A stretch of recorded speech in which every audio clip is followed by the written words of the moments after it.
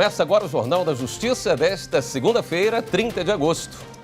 Ministro Alexandre de Moraes determina a retirada de sigilo de processo contra a presidente do PTB, Roberto Jefferson. O político foi denunciado pela Procuradoria-Geral da República por incitação ao crime, homofobia e outras irregularidades. Esse é um dos destaques da edição de hoje. Você confere também.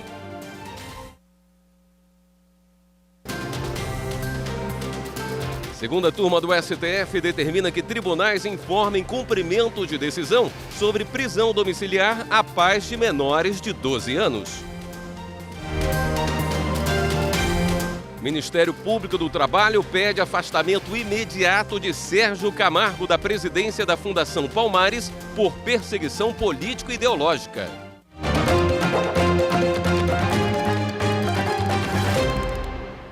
O ministro Alexandre de Moraes retirou hoje o sigilo de processo que tramita no Supremo contra o presidente do PTB, Roberto Jefferson. Também nesse caso, a Procuradoria-Geral da República denunciou o político por vários crimes. Ao vivo, o repórter Viviane Novaes tem mais informações. Oi, Viviane. Boa noite. Oi, William. Boa noite a você e boa noite a todos. Olha, a Procuradoria-Geral da República denunciou o Roberto Jefferson por incitação ao crime, homofobia, calúnia contra o presidente do Senado, Rodrigo Pacheco, e também incitação a crimes contra a segurança nacional. O presidente do PTB está preso desde o último dia 13 por determinação do ministro Alexandre de Moraes, do Supremo, por ofensas às instituições democráticas e ataques a ministros do STF. Na denúncia, a Procuradora-Geral da República, Lindora Araújo, detalha, por exemplo, entrevistas em que Jefferson estimulou a população a invadir o Congresso Nacional e também a reagir a policiais militares e a atacar instituições como o Supremo. A subprocuradora pede que o processo seja enviado para a primeira instância da Justiça, porque Roberto Jefferson não tem foro privilegiado e que ele passe a cumprir a prisão domiciliar. William. Obrigado pelas informações, Viviane.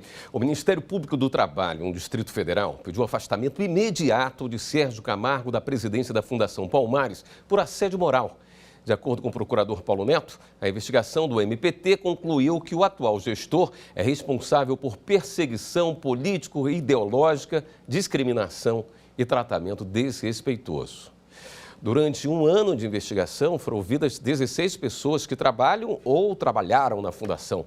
Segundo o Ministério Público do Trabalho, os depoimentos comprovam que Sérgio Camargo persegue os trabalhadores que ele classifica como esquerdistas, promovendo um clima de terror psicológico dentro da instituição.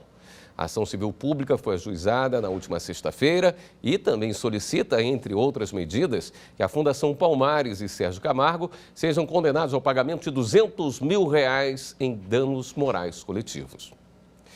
A segunda turma do STF decidiu que os tribunais do país devem informar cumprimento de decisão sobre prisão domiciliar a pais de menores de 12 anos. Quem detalha esse julgamento para a gente é a consultora jurídica Karina Zgolotto. Olá, boa noite. E os ministros da segunda turma, por unanimidade, determinaram no plenário virtual que todos os tribunais do país apresentem em 30 dias relatórios sobre as medidas adotadas em cumprimento a uma decisão que foi proferida em sede de habeas corpus coletivo em outubro do ano passado, que determinou a substituição das prisões cautelares por prisões domiciliares dos pais ou responsáveis por menores de 12 anos e pessoas com deficiência, desde que alcançados os requisitos do Código de Processo Penal. Segundo a decisão, uma audiência foi marcada, inclusive, para o dia 27 de setembro agora, em meio virtual, para que tribunais de pelo menos 8 estados possam dizer quais são as medidas que estão sendo tomadas em razão de já ter problemas com superpopulação carcerária, inclusive violação de direitos humanos, e que já foram, inclusive, objeto de decisão não só no Supremo Tribunal Federal, como também na Corte Interamericana de Direitos Humanos. A decisão da segunda turma alcança também o Departamento Penitenciário Nacional, a quem compete apresentar dados sobre o número de presos e também a identificação desses presos, que sejam pais ou responsáveis por esses menores de 12 anos ou pessoas com deficiência, de preferência em relação à unidade da federação e também à unidade prisional. Segundo o relator, ministro Gilmar Mendes, esse acompanhamento gradual e progressivo do cumprimento dessas decisões visam não só a efetividade do princípio da segurança jurídica, como também do cumprimento das decisões judiciais. E disse que com a diminuição da superpopulação carcerária, haveria uma melhora nessas condições de encarceramento e que poderia inclusive haver uma diminuição da influência de organizações criminosas, não só em crimes praticados fora dos presídios, como também por pessoas que se encontram presas em razão de crimes menos graves. Outras decisões do Supremo Tribunal Federal você acompanha aqui na TV Justiça. E o ministro Alexandre de Moraes arquivou uma notícia crime apresentada pelo deputado federal Daniel Silveira contra o senador Randolfo Rodrigues. A acusação era de que Randolfo teria praticado crimes contra a segurança nacional por causa de um vídeo que chama o presidente Jair Bolsonaro de genocida, entre outros julgamentos. Segundo o deputado, Segundo o deputado, a intenção do senador seria depor um presidente da República democraticamente eleito. Ao arquivar o pedido, o ministro Alexandre de Moraes afirmou que há flagrante ausência de justa causa para a representação, além da ausência de indícios mínimos de ocorrência de ilícito penal que justifique a abertura de uma investigação. E no próximo bloco, por unanimidade, o Supremo invalida normas municipais que concedem pensão vitalícia a dependentes de prefeitos e vereadores falecidos durante o mandato. Voltamos já.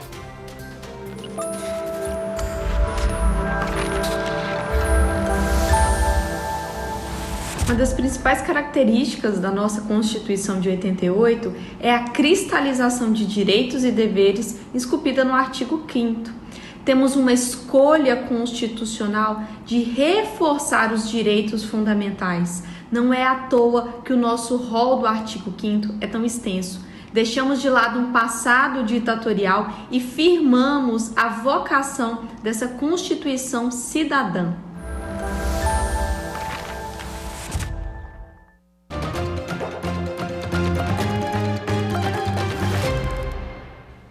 Em julgamento no plenário virtual, o Supremo invalidou uma lei municipal sobre a exploração de rádios comunitárias.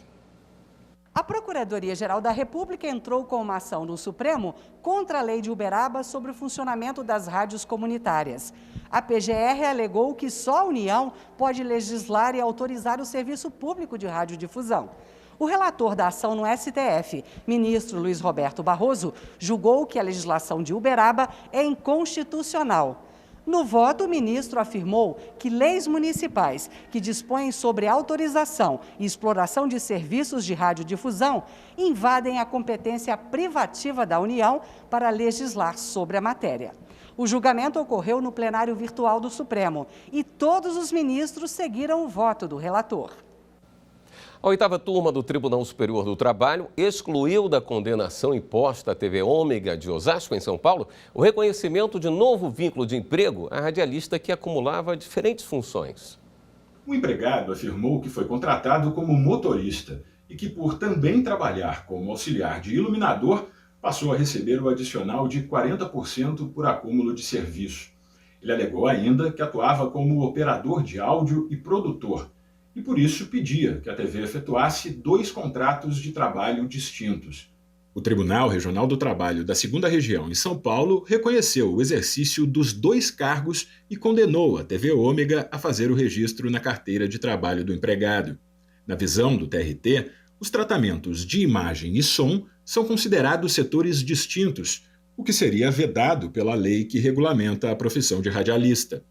A relatora do recurso de revista da TV Ômega na 8ª turma, desembargadora convocada Tereza Asta, explicou que, conforme jurisprudência do TST, as atividades de administração, produção e técnica previstas no artigo 4º da Lei 6.615 de 1978 pertencem a um mesmo setor e que, nesse caso, seria devido ao profissional apenas o adicional de 40%, já pago pela empresa ao trabalhador. Por unanimidade, o colegiado excluiu da condenação imposta à TV Ômega o reconhecimento de um novo vínculo de emprego. A sócia de uma empresa de transportes e turismo conseguiu reaver a carteira de habilitação e o passaporte. Os documentos haviam sido apreendidos por causa da falta de pagamento dos valores devidos a um ex-empregado em processo trabalhista. A decisão também é do Tribunal Superior do Trabalho. De acordo com o processo, diante da insuficiência de patrimônio da Canaã Transportes e Turismo, o juízo de primeiro grau determinou a responsabilidade dos sócios pelos débitos trabalhistas. Mas, como a sócia também não possuía bens, foi determinada a retenção dos documentos dela. A empresária, então, ajuizou o mandado de segurança, alegando que a medida foi abusiva e arbitrária, por coibir o direito de ir e vir. O Tribunal Regional do Trabalho da 5ª Região, na Bahia, no entanto, manteve a sentença e considerou que os valores devidos ao ex-empregado têm clara natureza alimentícia, de subsistência dele e da família.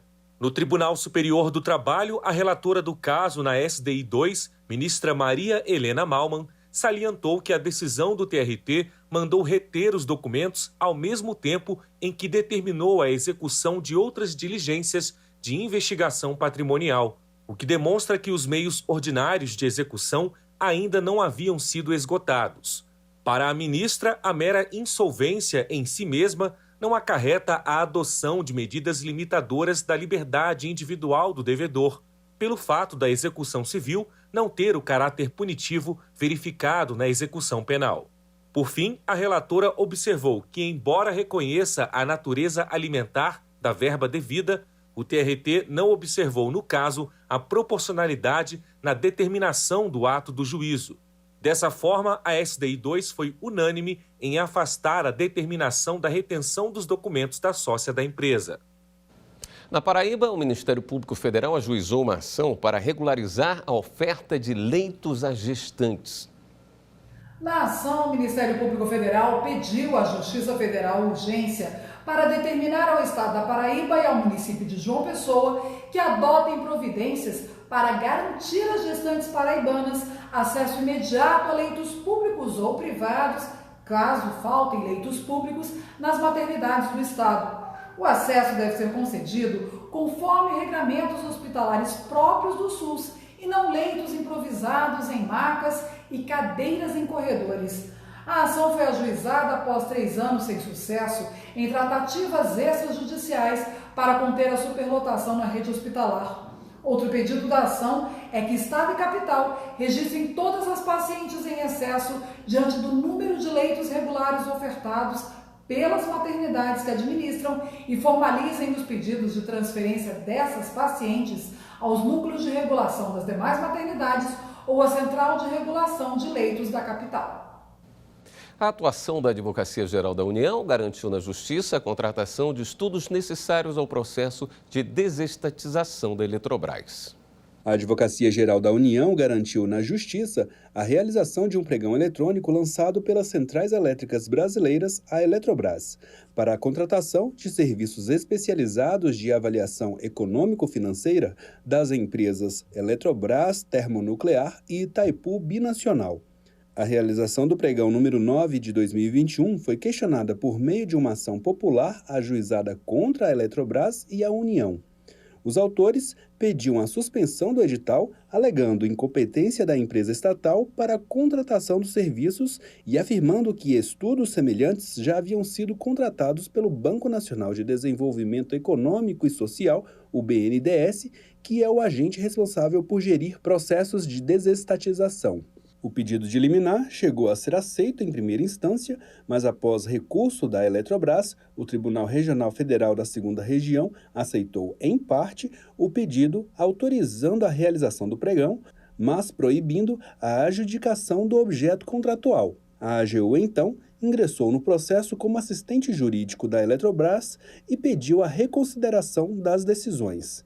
A Advocacia Geral esclareceu que não existia duplicidade nos estudos realizados pelo BNDES, já que os certames possuem escopos e objetivos diferentes. A AGU explicou também que, embora a Eletrobras tenha como acionista majoritária a União, ela é uma sociedade de economia mista com o capital aberto e ações negociadas em bolsa, o que atrai, por exemplo, a incidência das normas emitidas pela Comissão de Valores Mobiliários e de órgãos de regulação do mercado de valores mobiliários no exterior. Assim, a contratação dos serviços serviria para a precificação dos ativos relacionados à Eletrobras Termonuclear e à Itaipu Nacional, que serão retirados do patrimônio da Eletrobras no momento da reorganização societária. Enfatizou ainda que a administração da companhia tem o dever de elaborar propostas a ser submetida à deliberação de sua Assembleia Geral de Acionistas e que os estudos objetivam subsidiar os órgãos de direção da administração da Eletrobras. Como essa decisão ela impactaria o cronograma da desestatização da Eletrobras, a União foi chamada a intervir no processo, interviu tanto na primeira instância como na segunda instância e, após a realização de despacho com o magistrado, obteve antecipação de tutela recursal completa. O desembargador reconsiderou a sua decisão e liberou a realização do pregão 9, inclusive com a contratação do objeto licitado. Por unanimidade, os ministros do Supremo Tribunal Federal decidiram que são inconstitucionais normas de município que concedem pensão vitalícia a dependentes de prefeitos, vice-prefeitos e vereadores falecidos no exercício do mandato. As normas foram questionadas pela Procuradoria-Geral da República. São benefícios previstos numa lei do município de Nova Russas, no estado do Ceará. No plenário virtual, os ministros do Supremo, por unanimidade, acompanharam o relator.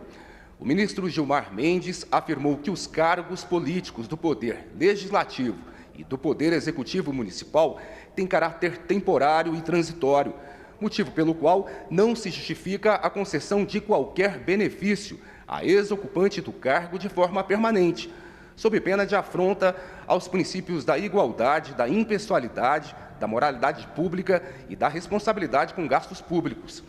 O relator também lembrou que o tema já foi objeto de análise da Suprema Corte em diferentes ocasiões, prevalecendo o entendimento de que as pensões vitalícias a dependentes de prefeitos, vice-prefeitos e vereadores falecidos no exercício do mandato são inconstitucionais. E no próximo bloco, notícias do Superior Tribunal de Justiça. Ministro Humberto Martins ouve cidadãos na primeira edição do Fale com o Presidente no semestre.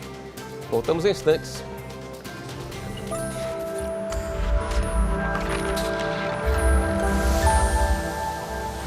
A Constituição desempenha um papel central na democracia e na proteção dos direitos dos cidadãos, além de limitar os poderes dos governantes.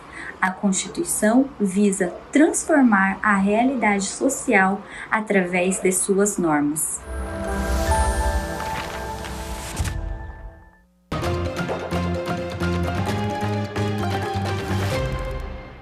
O Pleno do Conselho da Justiça Federal se reuniu nesta segunda-feira para a sessão ordinária de julgamentos. A sessão ordinária no Conselho da Justiça Federal foi realizada nesta segunda-feira com participação presencial e também virtual dos conselheiros. O Pleno se reuniu para analisar 8 processos, sendo 6 de relatoria do presidente do CJF. Na ocasião, o ministro Humberto Martins aproveitou para falar do lançamento da revista do Conselho, que apresenta a prestação de contas anual do órgão. De acordo com o presidente, o periódico traz um resumo das decisões tomadas pelo Pleno do CJF, que busca uma gestão cada vez mais transparente.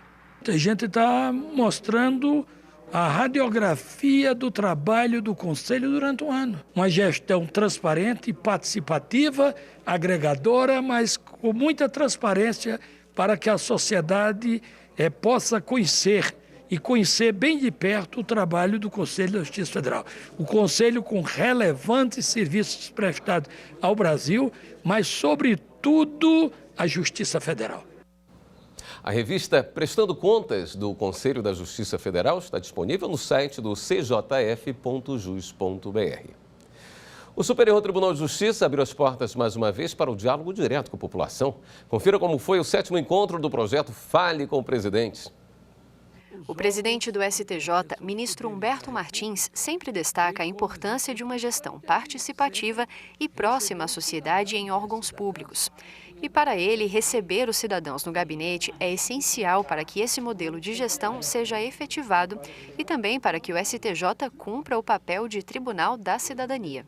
O projeto é muito positivo. Receber os cidadãos e as cidadãs do Brasil no programa Fale com o Presidente, sempre uma alegria e, ao mesmo tempo, uma responsabilidade. Saber os anseios, os questionamentos e procurar, dentro do possível, resolver todos os pleitos. José conhece e acompanha o trabalho desenvolvido pelo ministro Humberto Martins e diz admirar o caráter humano adotado pelo ministro. Para ele, o acesso de cidadãos comuns, aqueles que estão na cúpula dos poderes, consolida o respeito à cidadania. Ele fez questão de se inscrever para elogiar o trabalho do presidente do STJ. Eu acho que é muito bom, né? Eu acho que deveria servir de exemplo para outros órgãos, né? A gente ter esse acesso diretamente ao presidente e poder expor para ele o que a gente acha, o que a gente pensa, é muito bacana. Ana Carolina é servidora pública e marcou a audiência com o presidente para falar sobre questões relativas ao trabalho.